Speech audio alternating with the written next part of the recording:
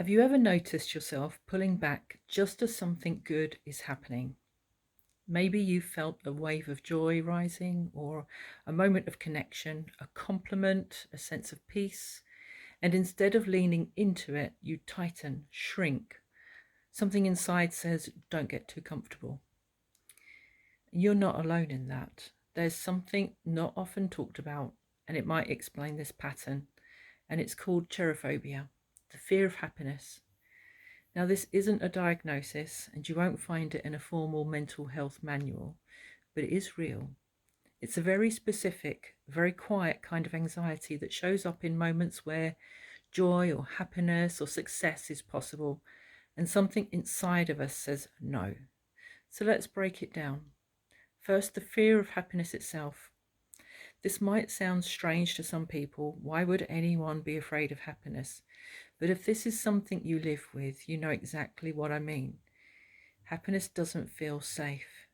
It might feel like unfamiliar territory, or like it's too fragile, like if you touch it, it might break. And some people feel a physical discomfort when joy starts to show up. The heart rate quickens, the body tightens. You might even feel the need to push it away. And it's not always dramatic. Often it's subtle.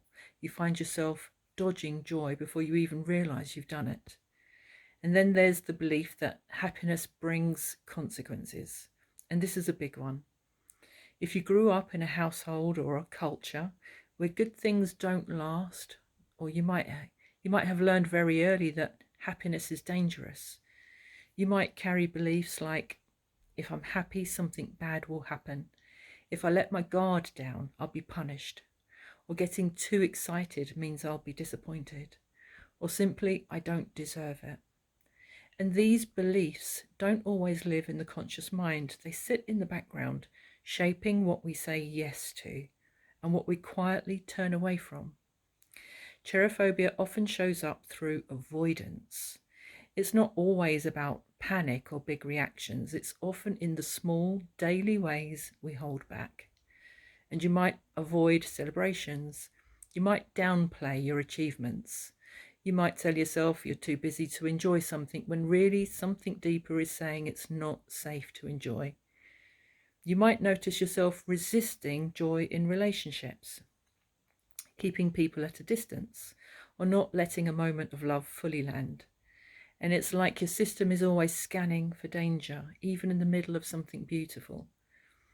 And here's the thing, you might not even realize you're doing it until one day you ask yourself, why does joy feel so unfamiliar?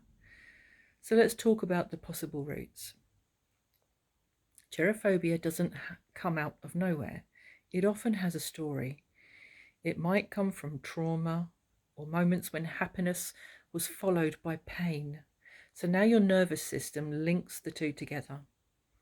It might come from growing up in an environment where joy wasn't encouraged, where being too happy was seen as selfish or childish or even just unsafe. It could be cultural. Some cultures prize humility and emotional restraint, and that could translate into a deep discomfort with joy or a sense that it's something to be earned, not received. It might even be generational, inherited patterns passed down by parents or grandparents who learned to survive by not getting too attached to good things. Whatever the origin, it's not your fault, but it does affect your present, because cherophobia impacts how we relate to life. When joy doesn't feel safe, we live guarded. We keep the world and ourselves at arm's length. And it can feel hard to fully relax, to celebrate, to receive love. Even when life is going well on the outside, something feels missing. And that missing piece, it's not because you're broken, it's not because you're ungrateful. It's because something in you learned, maybe a long time ago, that joy was a risk you couldn't afford. So if this resonates with you, if you felt that tension when things go right, I just want you to know there's nothing wrong with you. There might simply be a part of you that's still waiting to feel safe. So let that awareness be enough for now. Just naming it is powerful. And if something in you is quietly saying, "This is me," I invite you to stay curious.